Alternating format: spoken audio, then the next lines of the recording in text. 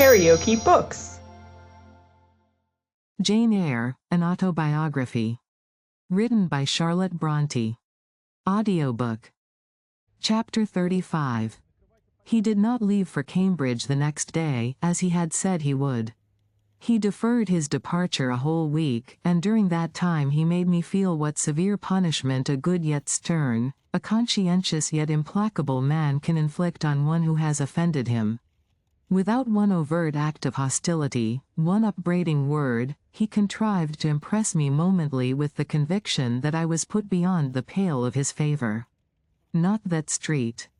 John harbored a spirit of unchristian vindictiveness, not that he would have injured a hair of my head, if it had been fully in his power to do so. Both by nature and principle, he was superior to the mean gratification of vengeance. He had forgiven me for saying I scorned him and his love, but he had not forgotten the words, and as long as he and I lived he never would forget them. I saw by his look, when he turned to me, that they were always written on the air between me and him. Whenever I spoke, they sounded in my voice to his ear, and their echo toned every answer he gave me. He did not abstain from conversing with me, he even called me as usual each morning to join him at his desk. And I fear the corrupt man within him had a pleasure unimparted to, and unshared by, the pure Christian, in evincing with what skill he could, while acting and speaking apparently just as usual, extract from every deed and every phrase the spirit of interest and approval which had formerly communicated a certain austere charm to his language and manner. To me, he was in reality become no longer flesh, but marble. His eye was a cold, bright, blue gem, his tongue a speaking instrument, nothing more. All this was torture to me, refined, lingering torture. It kept up a slow fire of indignation and a trembling trouble of grief, which harassed and crushed me altogether. I felt how, if I were his wife, this good man, pure as the deep sunless source, could soon kill me, without drawing from my veins a single drop of blood, or receiving on his own crystal conscience the faintest stain of crime. Especially I felt this when I made any attempt to propitiate him. No ruth met my ruth. He experienced no suffering from estrangement, no yearning after reconciliation, and though, more than once, my fast-falling tears blistered the page over which we both bent, they produced no more effect on him than if his heart had been really a matter of stone or metal. To his sisters, meantime, he was somewhat kinder than usual.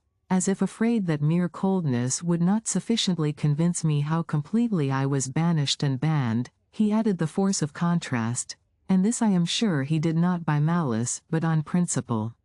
The night before he left home, happening to see him walking in the garden about sunset, and remembering, as I looked at him, that this man, alienated as he now was, had once saved my life, and that we were near relations, I was moved to make a last attempt to regain his friendship. I went out and approached him as he stood leaning over the little gate. I spoke to the point at once. Street. John, I am unhappy because you are still angry with me. Let us be friends. I hope we are friends, was the unmoved reply, while he still watched the rising of the moon, which he had been contemplating as I approached. No, Street. John, we are not friends as we were. You know that. Are we not? That is wrong. For my part, I wish you no ill and all good. I believe you, Street. John, for I am sure you are incapable of wishing anyone ill, but, as I am your kinswoman, I should desire somewhat more of affection than that sort of general philanthropy you extend to mere strangers. Of course, he said. Your wish is reasonable, and I am far from regarding you as a stranger. This, spoken in a cool, tranquil tone, was mortifying and baffling enough. Had I attended to the suggestions of pride and ire, I should immediately have left him, but something worked within me more strongly than those feelings could. I deeply venerated my cousin's talent and principle. His friendship was of value to me, to lose it tried me severely. I would not so soon relinquish the attempt to reconquer it. Must we part in this way, Street? John? And when you go to India, will you leave me so, without a kinder word than you have yet spoken? He now turned quite from the moon and faced me. When I go to India, Jane, will I leave you? What? Do you not go to India? You said I could not unless I married you. And you will not marry me. You adhere to that resolution? Reader, do you know, as I do, what terror those cold people can put into the ice of their questions? How much of the fall of the avalanche is in their anger? Of the breaking up of the frozen sea in their displeasure? No. Street. John, I will not marry you. I adhere to my resolution. The avalanche had shaken and slid a little forward, but it did not yet crash down. Once more, why this refusal? He asked. Formerly, I answered, because you did not love me. Now, I reply, because you almost hate me. If I were to marry you, you would kill me. You are killing me now. His lips and cheeks turned white, quite white. I should kill you. I am killing you?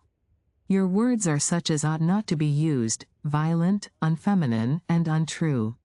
They betray an unfortunate state of mind. They merit severe reproof. They would seem inexcusable, but that it is the duty of man to forgive his fellow even until 77 times. I had finished the business now. While earnestly wishing to erase from his mind the trace of my former offense, I had stamped on that tenacious surface another and far deeper impression. I had burnt it in. Now you will indeed hate me, I said. It is useless to attempt to conciliate you. I see I have made an eternal enemy of you. A fresh wrong did these words inflict. The worse, because they touched on the truth. That bloodless lip quivered to a temporary spasm. I knew the steely ire I had whetted. I was heart-wrung. You utterly misinterpret my words, I said, at once seizing his hand. I have no intention to grieve or pain you, indeed, I have not. Most bitterly he smiled, most decidedly he withdrew his hand from mine. And now you recall your promise, and will not go to India at all, I presume?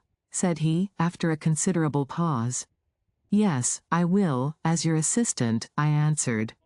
A very long silence succeeded. What struggle there was in him between nature and grace in this interval, I cannot tell. Only singular gleams scintillated in his eyes, and strange shadows passed over his face. He spoke at last. I before proved to you the absurdity of a single woman of your age proposing to accompany abroad a single man of mine. I proved it to you in such terms as, I should have thought, would have prevented your ever again alluding to the plan. That you have done so, I regret, for your sake. I interrupted him.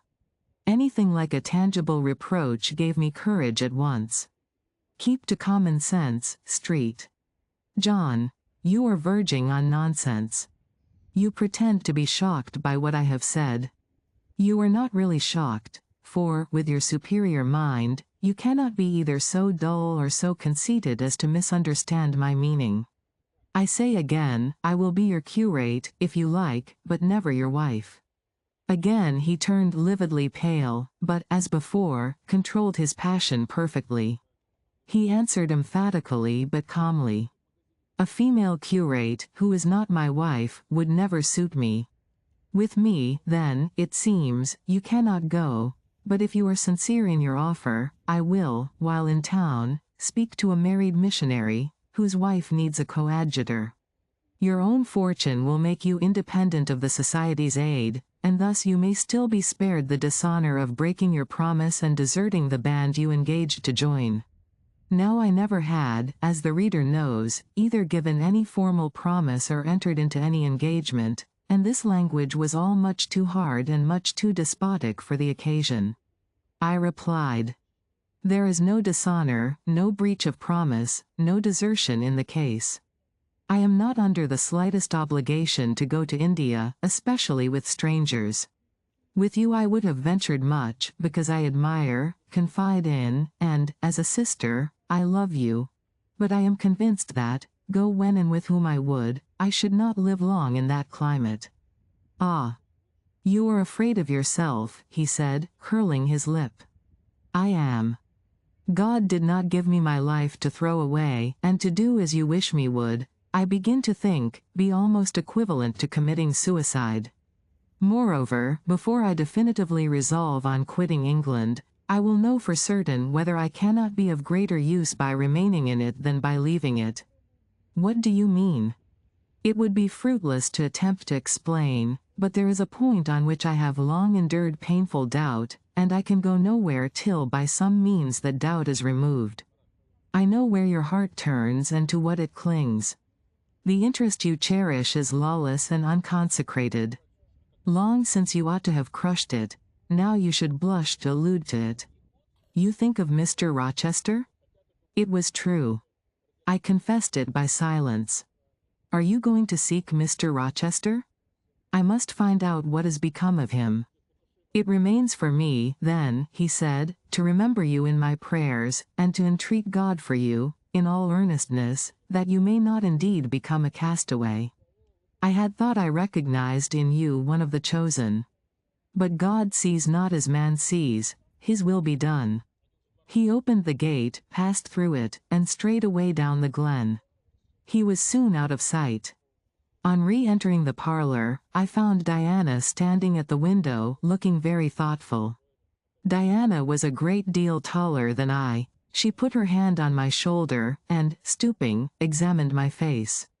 "Jane," she said, "you are always agitated and pale now. I am sure there is something the matter. Tell me what business Street John and you have on hands. I have watched you this half-hour from the window. You must forgive my being such a spy, but for a long time I have fancied I hardly know what Street John is a strange being." She paused. I did not speak. Soon she resumed.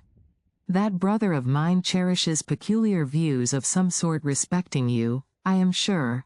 He has long distinguished you by a notice and interest he never showed to anyone else. To what end? I wish he loved you. Does he, Jane?"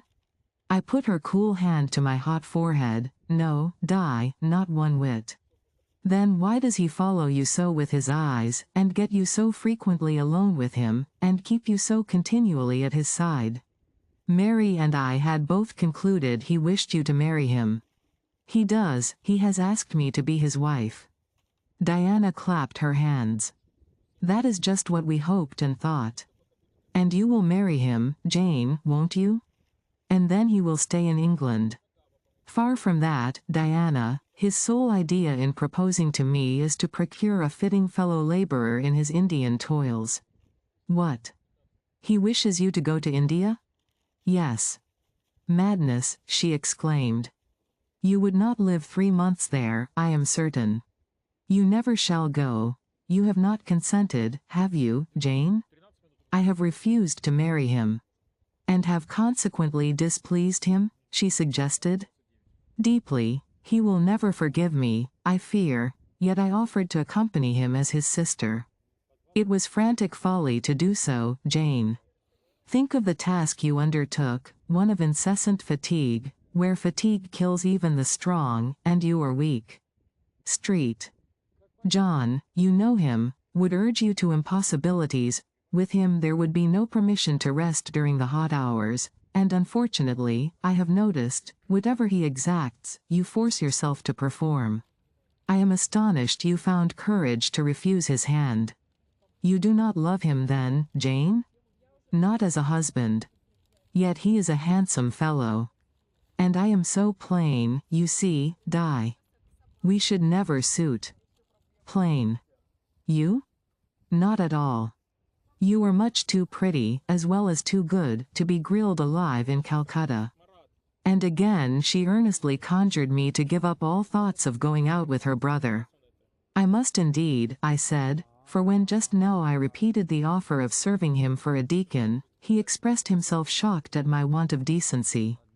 He seemed to think I had committed an impropriety in proposing to accompany him unmarried, as if I had not from the first hoped to find in him a brother, and habitually regarded him as such. What makes you say he does not love you, Jane? You should hear himself on the subject. He has again and again explained that it is not himself, but his office he wishes to mate. He has told me I am formed for labor, not for love, which is true, no doubt. But, in my opinion, if I am not formed for love, it follows that I am not formed for marriage. Would it not be strange, to be chained for life to a man who regarded one but as a useful tool? Insupportable, unnatural, out of the question. And then, I continued, though I have only sisterly affection for him now, yet, if forced to be his wife, I can imagine the possibility of conceiving an inevitable, strange, torturing kind of love for him, because he is so talented, and there is often a certain heroic grandeur in his look, manner, and conversation. In that case, my lot would become unspeakably wretched. He would not want me to love him, and if I showed the feeling, he would make me sensible that it was a superfluity, unrequired by him, unbecoming in me. I know he would. And yet Street. John is a good man, said Diana. He is a good and a great man, but he forgets, pitilessly, the feelings and claims of little people, in pursuing his own large views. It is better, therefore, for the insignificant to keep out of his way, lest, in his progress, he should trample them down. Here he comes. I will leave you, Diana. And I hastened upstairs as I saw him entering the garden. But I was forced to meet him again at supper. During that meal he appeared just as composed as usual. I had thought he would hardly speak to me, and I was certain he had given up the pursuit of his matrimonial scheme. The sequel showed I was mistaken on both points. He addressed me precisely in his ordinary manner, or what had, of late, been his ordinary manner, one scrupulously polite. No doubt he had invoked the help of the Holy Spirit to subdue the anger I had roused in him, and now believed he had forgiven me once more. For the evening reading before prayers, he selected the 21st chapter of Revelation. It was at all times pleasant to listen while from his lips fell the words of the Bible. Never did his fine voice sound at once so sweet and full, never did his manner become so impressive in its noble simplicity, as when he delivered the oracles of God, and tonight that voice took a more solemn tone, that manner a more thrilling meaning, as he sat in the midst of his household circle, the May moon shining in through the uncurtained window, and rendering almost unnecessary the light of the candle on the table, as he sat there, bending over the great old Bible, and described from its page the vision of the new heaven and the new earth, told how God would come to dwell with men, how he would wipe away all tears from their eyes, and promised that there should be no more death, neither sorrow nor crying, nor any more pain, because the former things were passed away. The succeeding words thrilled me strangely as he spoke them, especially as I felt, by the slight, indescribable alteration in sound, that in uttering them, his eye had turned on me. He that overcometh shall inherit all things, and I will be his God, and he shall be my son. But was slowly, distinctly read, the fearful, the unbelieving, and shall have their part in the lake which burneth with fire and brimstone, which is the second death. Henceforward, I knew what fate Street. John feared for me. A calm, subdued triumph, blent with a longing earnestness, marked his enunciation of the last glorious verses of that chapter. The reader believed his name was already written in the Lamb's book of life, and he yearned after the hour which should admit him to the city to which the kings of the earth bring their glory and honor, which has no need of sun or moon to shine in it, because the glory of God lightens it, and the Lamb is the light thereof. In the prayer following the chapter, all his energy gathered, all his stern zeal woke. He was in deep earnest, wrestling with God, and resolved on a conquest. He supplicated strength for the weak-hearted, guidance for wanderers from the fold, a return, even at the 11th hour, for those whom the temptations of the world and the flesh were luring from the narrow path. He asked, he urged, he claimed the boon of a brand snatched from the burning. Earnestness is ever deeply solemn. First, as I listened to that prayer, I wondered at his. Then, when it continued and rose, I was touched by it, and at last awed. He felt the greatness and goodness of his purpose so sincerely. Others who heard him plead for it, could not but feel it too. The prayer over, we took leave of him. He was to go at a very early hour in the morning. Diana and Mary, having kissed him, left the room, in compliance, I think, with a whispered hint from him. I tendered my hand, and wished him a pleasant journey. Thank you, Jane. As I said, I shall return from Cambridge in a fortnight. That space, then, as yet left you for reflection. If I listened to human pride, I should say no more to you of marriage with me, but I listen to my duty, and keep steadily in view my first aim, to do all things to the glory of God. My Master was long-suffering, so will I be. I cannot give you up to perdition as a vessel of wrath. Repent, resolve, while there is yet time. Remember, we are bid to work while it is day, warned that the night cometh when no man shall work. Remember the fate of Dives, who had his good things in this life. God give you strength to choose that better part which shall not be taken from you. He laid his hand on my head as he uttered the last words.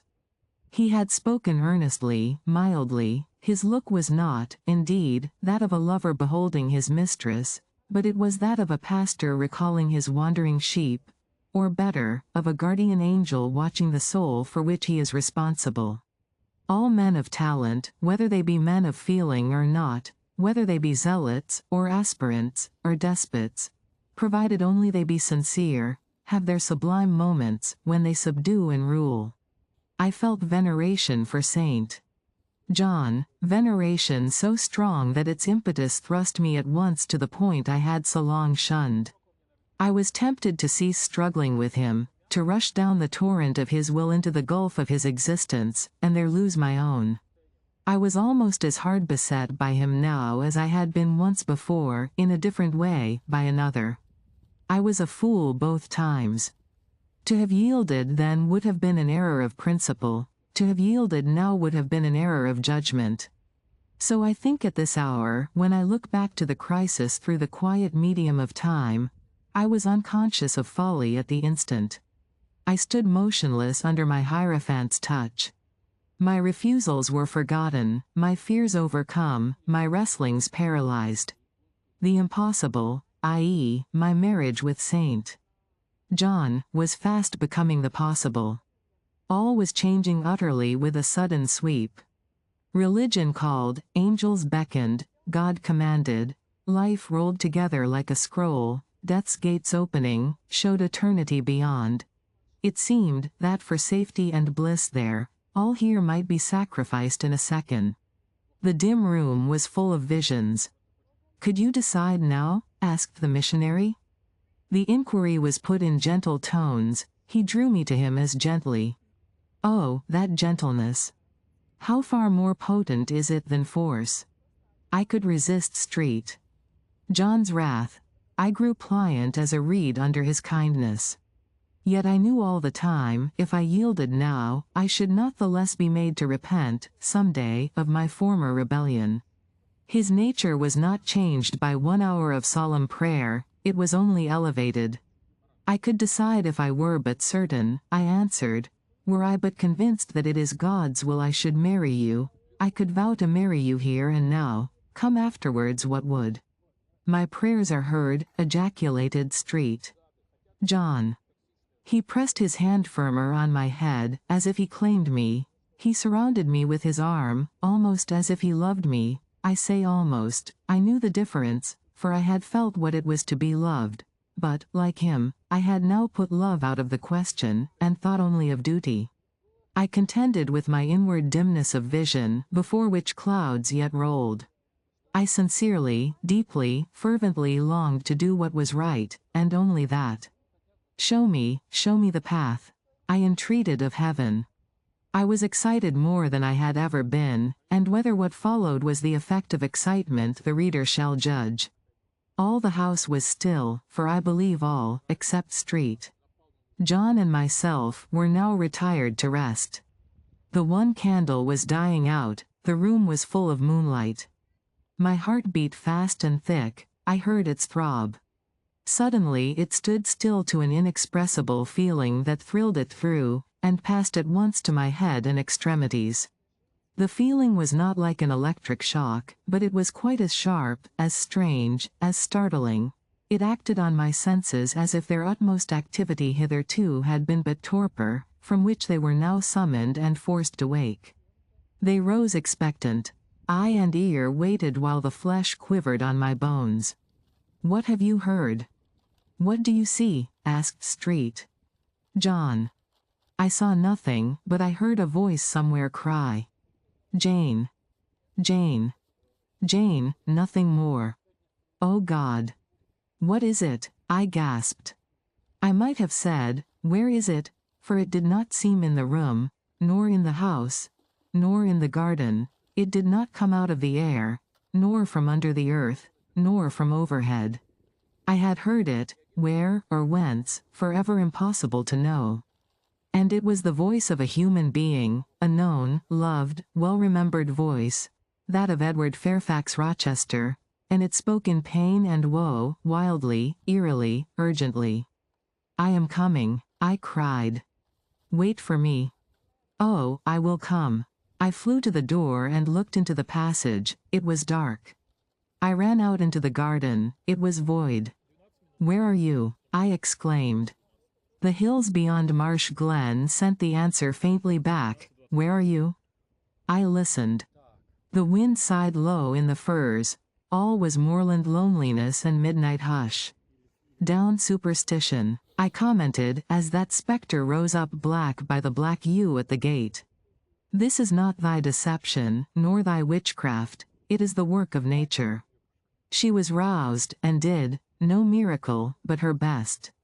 I broke from St. John, who had followed, and would have detained me. It was my time to assume ascendancy.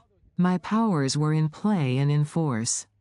I told him to forbear question or remark. I desired him to leave me. I must and would be alone. He obeyed at once. Where there is energy to command well enough, obedience never fails.